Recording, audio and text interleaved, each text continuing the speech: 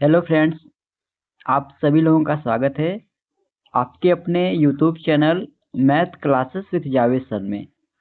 तो आज की क्लास में हम लोग डिस्कस करने वाले हैं 14 और 15 जनवरी 2026 के इम्पोर्टेंट करंट अफेयर्स को।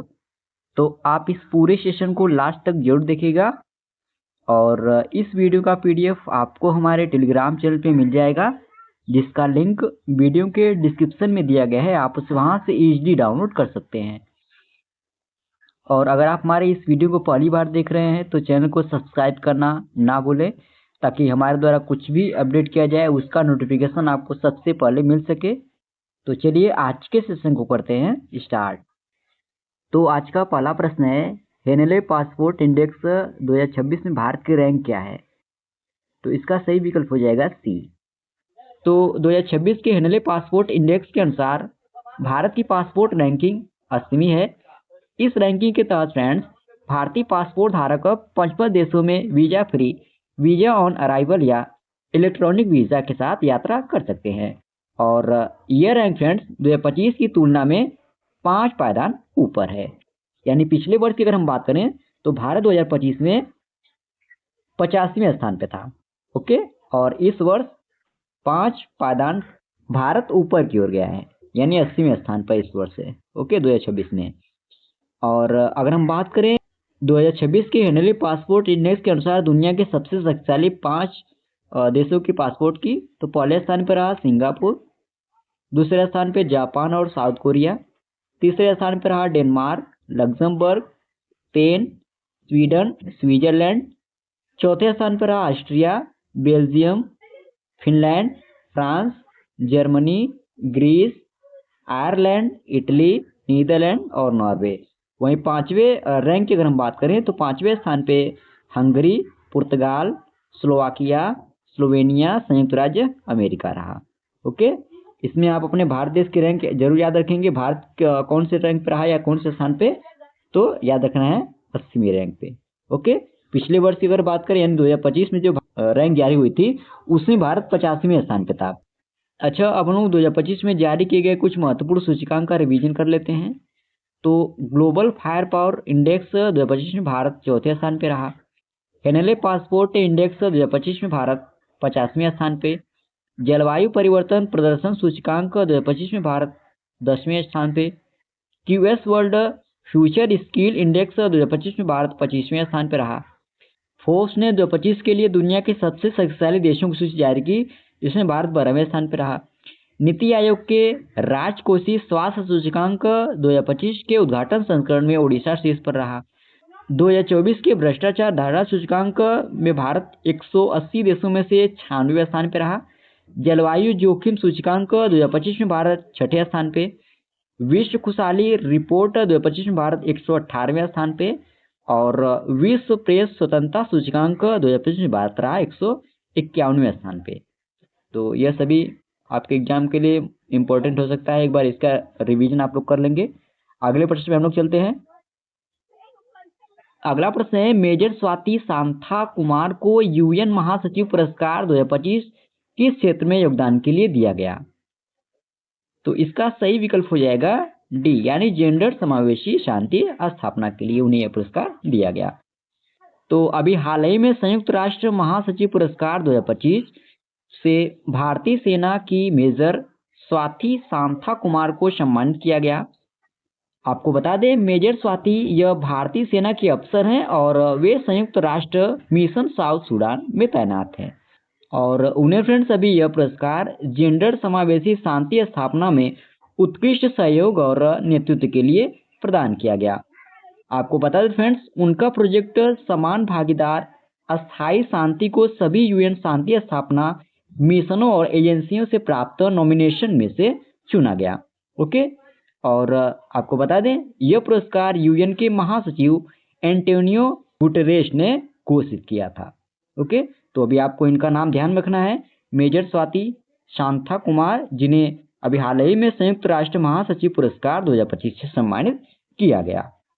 अच्छा, अब लोग 2025 में कुछ महत्वपूर्ण पुरस्कार जो प्रदान किए गए हैं उसका एक बार रिवीजन कर लेते हैं, जो आपके एग्जाम के लिए मोस्ट इंपॉर्टेंट हो सकते हैं। तो अभी अंतर्राष्ट्रीय बुकर पुरस्कार 2025 मिला बानो मुश्ताक को। कुमार मंगलम बिरला को लता दीनानाथ मंगेशकर पुरस्कार 2025 सम्मानित किया गया। अच्युत सामंत को गुरुदेव कालीचरण ब्रह्मा पुरस्कार 2025 से सम्मानित किया गया। World press photo of the year 2025 यह समर अबू एलोफ हैं जो फिलिस्तीनी फोटोग्राफर हैं। टोक्यो में लीजेंड्स ऑफ एंडोस्कोपी पुरस्कार मिला डॉक्टर डी नागेश्वर रेड्डी को। पी शिवकामी को वर्चुअल दलित साहित्य पुरस्कार 2025 से सम्मानित किया गया। Sudarshan Patnaik the Fred Darrington sand master पुरस्कार जीतने वाले पहले भारतीय बने जो उन्हें यह पुरस्कार इंग्लैंड में प्रदान किया गया। 134वें सरस्वती सम्मान 2024 के लिए हिंदी के प्रसिद्ध संस्कृत विद्वान साधु भद्रदास को दिया गया। राष्ट्रीय समुद्री वरुण पुरस्कार 2025 यह राजेश उन्नी को दिया गया जो समुद्र के क्षेत्र में दिया जाने वाला भारत का सर्वोच्च सम्मान है। पीएम नरेंद्र मोदी को श्रीलंका का सर्वोच्च सम्मान मित्र भूषण से सम्मानित किया गया। अभिनेता सोनू सूद को मानवीय कार्यों के लिए प्रतिष्ठित मानवतावादी पुरस्कार से सम्मानित किया गया। और मधुसूदन साई को फिजी के सर्वोच्च सम्मान companion of the order of Fiji से सम्मानित किया गया। तो यह सभी मोस्ट इम्पोर्टेंट हो सकते हैं आपके एग्जाम के लिए। एक बार इसे पीडीएफ के थ्रू आप इसका रिवीजन कर लेंगे। अगले प्रश्न पर चलते हैं। अगला प्रश्न है, जनवरी सन 2026 में टेक्नो पेंट्स ने किसे अपना ब्रांड एम्बेसडर बनाया है? तो इसका सही विकल्प हो जाएगा डी यानी सचिन तेंदुलकर। तो अभी जनवरी सन 2026 में टेक्नो पेंट्स एंड केमिकल्स ने महान भारतीय क्रिकेटर सचिन तेंदुलकर को अपना नया ब्रांड एम्बेसडर नियुक्त किया। उन्हें 3 वर्षों के लिए Techno Paints and Chemicals brand का ब्रांड एम्बेसडर बनाया गया। ओके, और इस साझेदारी के अगर हम उद्देश्य की बात करें तो टेक्नो पेंट्स की राष्ट्रीय स्तर पर बाजार पकड़ को और सशक्त बनाना इस साझेदारी का उद्देश्य है। तो अभी आप इनका नाम याद रखेंगे, महान भारतीय क्रिकेटर सचिन तेंदुलकर जिन्हें जनवरी 2026 में टेक्नो पेंट्स एंड केमिकल्स ने अपना ब्रांड एम्बेसडर बनाया है। कितने वर्षों के लिए? तो 3 वर्षों के लिए। अच्छा, अब हम लोग 2025 के कुछ ब्रांड एम्बेसडर डिस्कस कर लेते हैं। तो Karnataka soaps and detergents limited ने एक्ट्रेस तमन्ना भाटिया को अपना ब्रांड एम्बेसडर बनाया। फेडरल बैंक ने अभिनेत्री विद्या बालन को अपना पहला ब्रांड एम्बेसडर नियुक्त किया। गो आई वीवो ने ऋषभ पंत को अपना ब्रांड एम्बेसडर बनाया। स्केचर के brand ambassador Jasprit Bumrah. Tata Motors ने अपना नया ब्रांड एम्बेसडर विक्की कौशल को नियुक्त किया।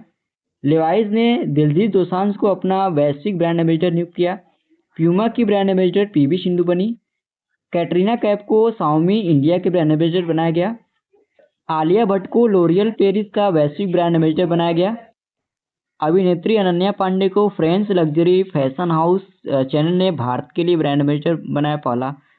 यूरोका फोर्ब्स की ब्रांड एम्बेसडर श्रद्धा कपूर बनी। ऑडी इंडिया का ब्रांड एम्बेसडर नीरज चोपड़ा को बनाया गया। ड्रीम टेक्नोलॉजी ने बॉलीवुड अभिनेत्री कीर्ति सेनन को अपना पहला भारतीय ब्रांड एम्बेसडर बनाया। स्पोर्ट्स वर्ल्ड कप 2025 के लिए ग्लोबल ब्रांड एम्बेसडर के रूप में क्रिस्टियानो रोनाल्डो को नियुक्त किया गया था। अगला प्रश्न है, जनवरी सन 2026 में नलों के माध्यम से पीने योग्य पानी उपलब्ध कराने वाला भारत का पहला शहर कौन बना? तो इसका सही विकल्प हो जाएगा बी। तो अभी उड़ीसा का पुरी शहर जनवरी सन 2026 में भारत का पहला शहर बना जहां नलों के माध्यम से सीधे पीने योग्य पानी उपलब्ध कराया गया। कहाँ यह उपलब्ध कराया गया आपको याद रखना है, उड़ीसा के पुरी शहर में। और आपको बता दें फ्रेंड्स, इस पहल को सन 2021 में उड़ीसा के मुख्यमंत्री नवीन पटनायक ने Sujal drink from tap mission के रूप में इसे लॉन्च किया था। ओके, तो अभी आपको ध्यान रखना है, उड़ीसा का पुरी शहर जो सन 2026 में भारत का पहला शहर बना जहां नलों के माध्यम से सीधे पीने योग्य पानी उपलब्ध कराया गया। अच्छा, अब लोग भारत में पहले से संबंधित कुछ स्टैटिक प्रश्न को डिस्कस कर लेते हैं। तो भारत का पहला लकड़ी से बना गुरुद्वारा स्थापित किया गया पंजाब में। उसके नाम की अगर बात करें तो श्री नानक निवास है। और भारत का पहला वन्यजीव वायु बैंक यह पद्मजा नायडू हिमालयन प्राणी उद्यान दार्जिलिंग चिड़ियाघर में से स्थापित किया गया है। भारत का पहला हाइपरलूप परीक्षण ट्रैक लॉन्च किया आईटी मद्रास ने। समान नागरिक संहिता यानी यूनिफॉर्म सिविल कोड लागू करने वाला भारत का पहला राज्य बना उत्तराखंड। भारतीय रेत कलाकार सुदर्शन पटनायक सैंड मास्टर पुरस्कार जीतने वाले ये पहले भारतीय बने। भारतीय सेना ने पहली बार FPV कोमिकेज ड्रोन कहाँ का सफलतापूर्वक परीक्षण किया है? तो पंजाब के पठानकोट में। देश की पहली स्वदेशी MRI मशीन का परीक्षण किया गया अखिल भारतीय आयुर्विज्ञान संस्थान एम्स नई दिल्ली में। भारत की पहली नाइट सफारी कुकरैल का निर्माण यह उत्तर प्रदेश के लखनऊ में किया गया। भारत का पहला जलमग्न संग्रहालय यह महाराष्ट्र के सिंधुदुर्ग जिले में INS गुलदार को डुबोकर बनाया जाएगा। भारत का पहला क्वांटम कंप्यूटिंग गांव यह बना आंध्र प्रदेश का अमरावती।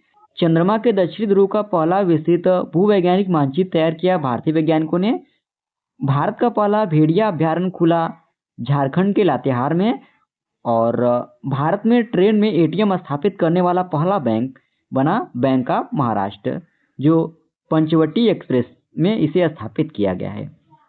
अच्छा, क्वेश्चन हमारा उड़ीसा राज्य से संबंधित था, तो हम लोग उड़ीसा के बारे में भी जान लेते हैं। उड़ीसा की स्थापना 1 अप्रैल 1936 में। राजधानी भुवनेश्वर। यहाँ के वर्तमान मुख्यमंत्री हैं मोहन चरण मांझी। वर्तमान राज्यपाल हरिबाबू कंबमपति। राजकीय पशु उड़ीसा का सांबर हिरण। राजकीय पक्षी भारतीय रोलर। राजकीय वृक्ष यहाँ का अश्वत्थामा या पीपल का पेड़। राजकीय भाषा उड़िया। राजकीय नृत्य ओडिसी।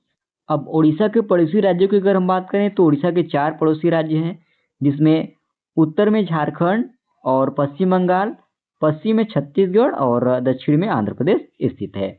और ये है अपना प्यारा भारत।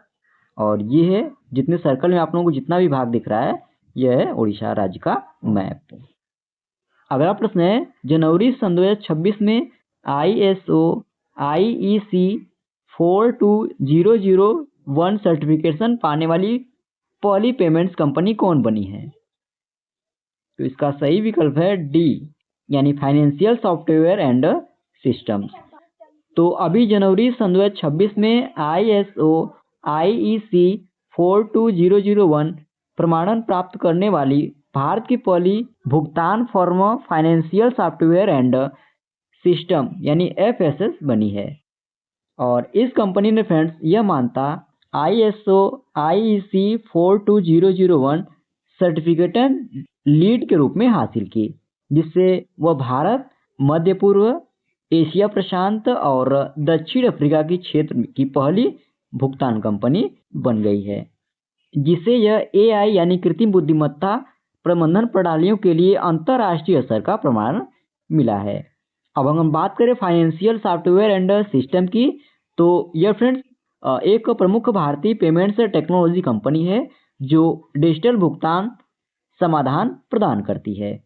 इसके स्थापना की अगर हम बात करें तो इसकी स्थापना 1991 में हुई थी और इसके संस्थापक थे श्रीपति श्रीनिवास और इसका मुख्यालय तमिलनाडु की राजधानी चेन्नई में स्थित है। अगला प्रश्न है, जनवरी सन 2026 में किस राज्य सरकार ने कैंसर का जल्दी पता लगाने के लिए आशा वैन मोबाइल यूनिट लॉन्च की है? तो इसका सही विकल्प हो जाएगा B, यानी गुजरात। तो अभी जनवरी सन 2026 में गुजरात राज्य सरकार ने कैंसर का जल्दी पता लगाने के लिए आशा वैन नामक मोबाइल यूनिट लॉन्च की है। इस मोबाइल कैंसर स्क्रीनिंग यूनिट का उद्घाटन फ्रेंड्स गुजरात के मुख्यमंत्री भूपेंद्र पटेल ने किया है। ओके, और इसके उद्देश्य की अगर हम बात करें तो ग्रामीण और दूर दराज क्षेत्रों में कैंसर का प्रारंभिक पता लगाने में सहायता करना इसका उद्देश्य है। तो अभी आपको इसका नाम याद रखना है, इस मोबाइल यूनिट का क्या नाम है? आशा वैन, जिसे किस राज्य की सरकार ने लॉन्च किया है? तो याद रखना है गुजरात राज्य सरकार। अच्छा, अब क्वेश्चन हमारा गुजरात राज्य से संबंधित था, तो गुजरात के बारे में भी हम लोग जान लेते हैं। गुजरात की स्थापना हुई थी 1 मई 1960 में। राजधानी गांधीनगर। यहाँ के वर्तमान मुख्यमंत्री भूपेंद्र पटेल। राज्यपाल यहाँ के आचार्य देवव्रत। लोकसभा सीटों की संख्या गुजरात में 26, राज्यसभा सीटों की संख्या 11, विधानसभा सीटों की संख्या 182। राजकीय पशु यहाँ का एशियाई शेर। राजकीय पक्षी ग्रेटर फ्लेमिंगो। राजकीय फूल गेंदा का फूल। राजकीय वृक्ष बरगद। राजकीय फल आम। और यहाँ का राज्य का प्रतीक है भारत का राष्ट्रीय प्रतीक। राज्य की सीमा की अगर हम बात करें, यानी कितने राज्यों से गुजरात राज्य की सीमा लगती है, तो 3 राज्यों से, जिसमें महाराष्ट्र, मध्य प्रदेश और राजस्थान है। अब गुजरात में स्थित राष्ट्रीय उद्यानों की अगर हम बात करें तो गिर राष्ट्रीय उद्यान, वांसदा राष्ट्रीय उद्यान, समुद्री राष्ट्रीय उद्यान और ब्लैक बक राष्ट्रीय उद्यान यहाँ पर स्थित है। अगला प्रश्न है, जनवरी सन 2026 में किसे उत्तराखंड उच्च न्यायालय का मुख्य न्यायाधीश नियुक्त किया गया है? तो इसका सही विकल्प हो जाएगा ए यानी जस्टिस मनोज कुमार गुप्ता को। तो अभी उत्तराखंड उच्च न्यायालय के मुख्य न्यायाधीश के रूप में जस्टिस मनोज कुमार गुप्ता को नियुक्त किया गया। उन्होंने फ्रेंड्स 10 जनवरी सन 2026 को उत्तराखंड हाई कोर्ट के मुख्य न्यायाधीश के रूप में शपथ ली है। उनका नाम आप याद रखेंगे, जस्टिस मनोज कुमार गुप्ता। और किस पद पर उन्हें नियुक्त किया गया है? तो उत्तराखंड उच्च न्यायालय के मुख्य न्यायाधीश के पद पर। और उन्हें अपना पदभार कब से ग्रहण किया है, तारीख भी आप ध्यान रखेंगे। तो 10 जनवरी सन 2026 से उन्होंने अपना पदभार ग्रहण किया है। अगला प्रश्न है, जनवरी सन 2026 में स्वच्छता कर्मी द्वारा राष्ट्रपति द्रौपदी मुर्मू पर पुस्तक का विमोचन किस विश्वविद्यालय में किया गया? तो इसका सही विकल्प हो जाएगा बी यानी आंध्र विश्वविद्यालय।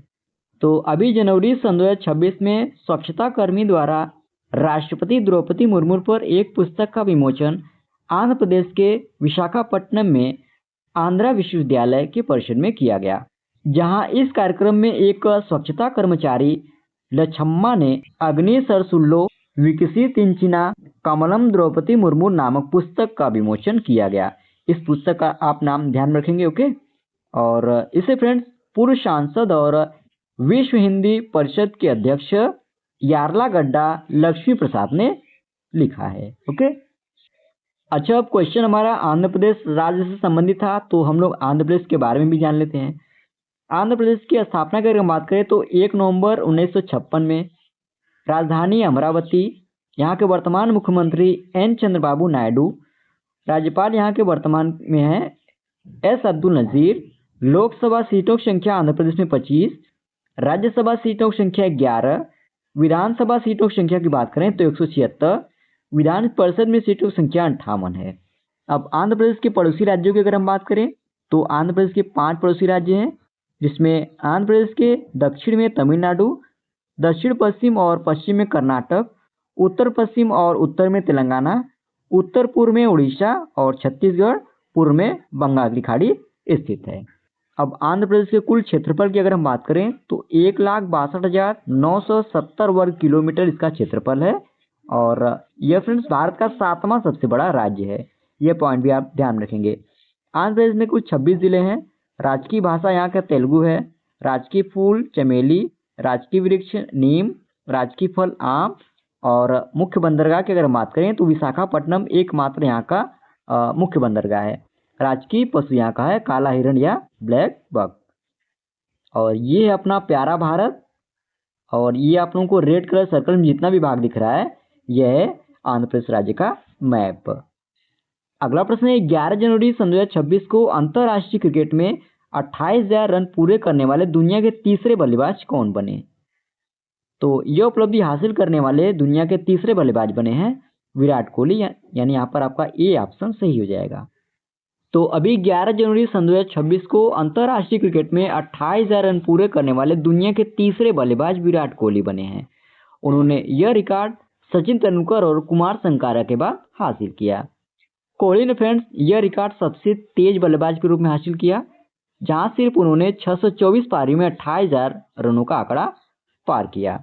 उन्होंने इससे पहले कुमार संगकारा के 28,016 रन को पीछे छोड़ दिया और अब वह केवल सचिन तेंदुलकर के 34,357 रनों से ही उनसे आगे हैं, ओके। यानी दूसरे बल्लेबाज बन गए हैं वह रनों के मामले में।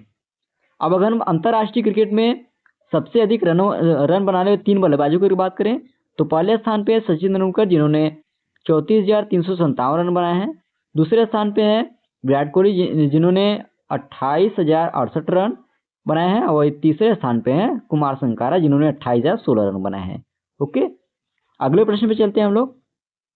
अगला प्रश्न है, 6 से 11 जनवरी सन 2026 तक आयोजित 69वें राष्ट्रीय स्कूल खेल में शीर्ष पर कौन रहा?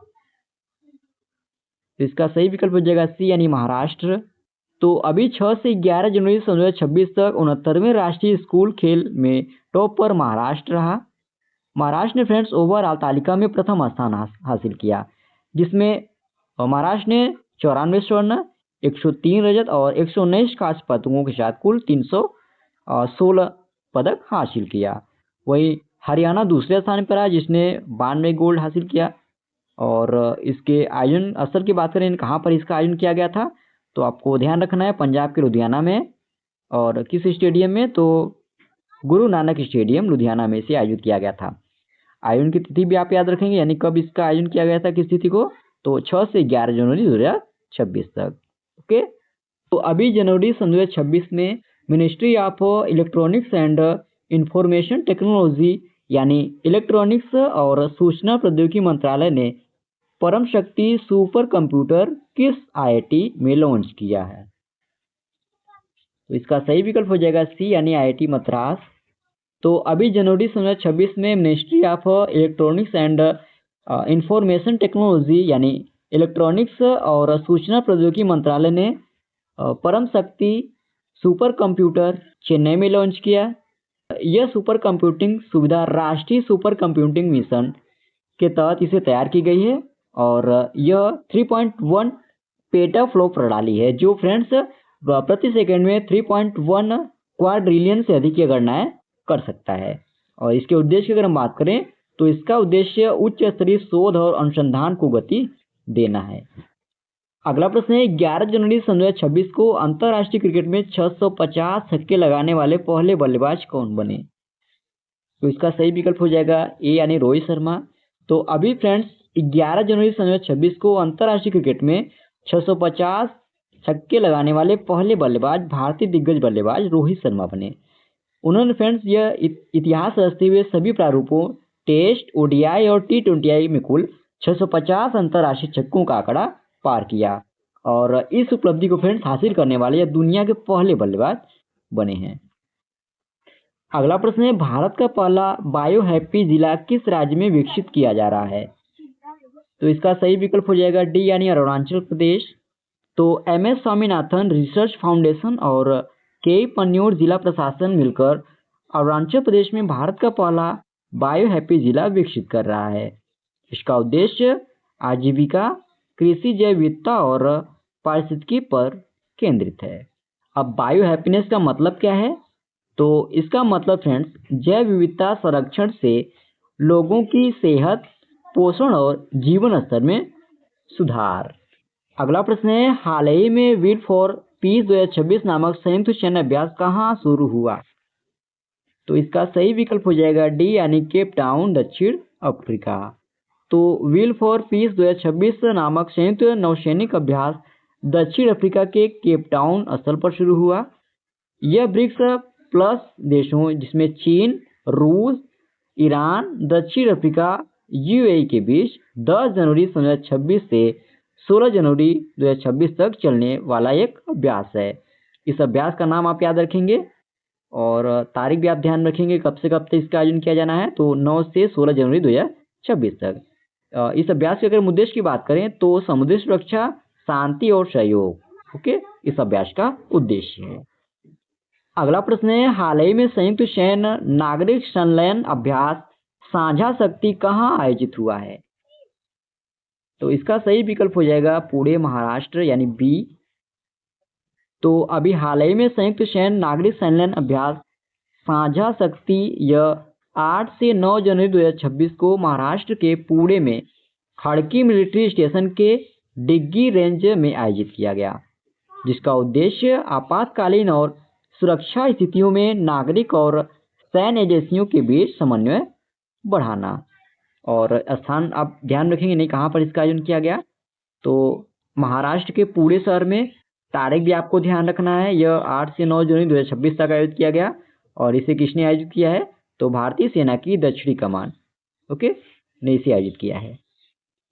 अगला प्रश्न है, राष्ट्रीय मानव तस्करी जागरूकता दिवस 2026 कब मनाया गया। तो इसका सही विकल्प हो जाएगा बी यानी 11 जनवरी। तो अभी फ्रेंड्स राष्ट्रीय मानव तस्करी जागरूकता दिवस 11 जनवरी 2026 को मनाया गया। यह दिन मानव तस्करी के प्रति जागरूकता बढ़ाने, इस सामाजिक बुराई के प्रभावों पर ध्यान देने और इसके विरुद्ध कार्रवाई को प्रोत्साहित करने के लिए यह दिवस समर्पित है। तो अभी राष्ट्रीय मानव तस्करी जागरूकता दिवस 2026 कब मनाया गया? तो आपको ध्यान रखना है 11 जनवरी को। अगला प्रश्न है, हाल ही में राष्ट्रीय युवा दिवस कब मनाया गया है? तो इसका सही विकल्प हो जाएगा सी, यानी 12 जनवरी। तो हाल ही में राष्ट्रीय युवा दिवस यह भारत में 12 जनवरी को मनाया गया। यह दिन हर साल स्वामी विवेकानंद की जयंती के रूप में मनाया जाता है। और इस दिवस की अगर हम उद्देश्य की बात करें तो युवाओं को स्वामी विवेकानंद के विचारों और आदर्शों से प्रेरित करना और उन्हें राष्ट्र निर्माण में भूमिका निभाने के लिए प्रोत्साहित करना है। अगला प्रश्न है, वित्त वर्ष 2025-26 के लिए भारत की जीडीपी वृद्धि दर अग्रिम अनुमान कितने प्रतिशत जारी किया गया है? तो 7.4% जारी किया गया है, यानी ये ऑप्शन आपका यहाँ पर बिल्कुल सही हो जाएगा। अगला प्रश्न है, हाल ही में एलिसा हिली ने क्रिकेट के सभी फॉर्मेट से संन्यास की घोषणा कर दी है। वे किस देश की खिलाड़ी हैं? तो इनका संबंध ऑस्ट्रेलिया से है, यानी यहाँ पर ये ऑप्शन आपका बिल्कुल सही हो जाएगा। अगला प्रश्न है, भारत ने हवाई खतरों से निपटने के लिए कौन सा मिशन लॉन्च किया है? तो अभी भारत ने हवाई खतरों से निपटने के लिए मिशन सुदर्शन चक्र लॉन्च किया है, यानी यहाँ पर डी ऑप्शन आपका बिल्कुल सही हो जाएगा। तो इसी प्रश्न के साथ ही फ्रेंड्स जी आज का हमारा डेली करंट अफेयर्स का सेशन समाप्त होता है। आशा करते हैं आज का आपको सेशन अच्छा लगा होगा और इस वीडियो का पीडीएफ आपको हमारे टेलीग्राम चैनल पे मिल जाएगा, जिसका लिंक वीडियो के डिस्क्रिप्शन में दिया गया है। आप उसे वहां से इजीली डाउनलोड कर सकते हैं। यदि आप हमारे इस वीडियो को पहली बार देख रहे हैं तो चैनल को सब्सक्राइब करना ना भूलें, ताकि हमारे द्वारा कुछ भी अपडेट किया जाए उसका नोटिफिकेशन आपको सबसे पहले मिल सके। और इस वीडियो में लास्ट तक बने रहने के लिए धन्यवाद। आज के लिए इतना ही। जय हिंद, वंदे मातरम।